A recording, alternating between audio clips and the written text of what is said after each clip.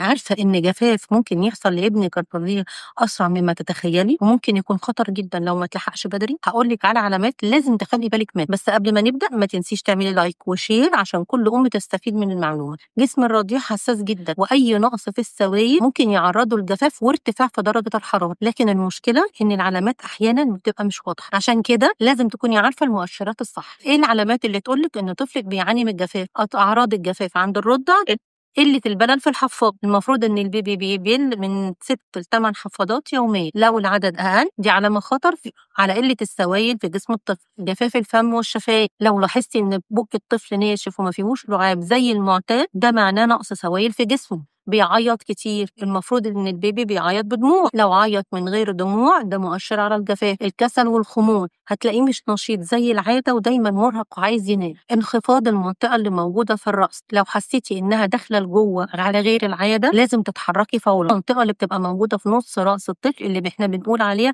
لسه مفتوحة وما بتقفلش غير عند سنة ونص. الجلد جاف وعدم ارتداده لمكانه بسرعة، جربي انك تمسكي جلده بلطف وتشديه لفوق. لو رجع ببطء ده دليل مهم على نقص السوائل في جسم الطفل. لو لاحظتي العلامات دي لازم تتصرفي بسرعة. كثفي الرضاعة الطبيعية او الصناعية، زودي عدد الرضعات. ولو بدأ اكل قدمي له سوائل زي المية والشوربة والعصير. لو الجفاف شديد لازم تروحي للطبيب. وحاجة مهمة جدا قبل ما تروحي للطبيب، لازم محلول معالجة الجفاف اللي موجود في الصيدلية وتديهوله.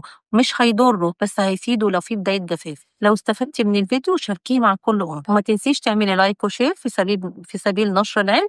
وأي سؤال سيبيهولي في الكومنتات وأنا هجاوب عليه.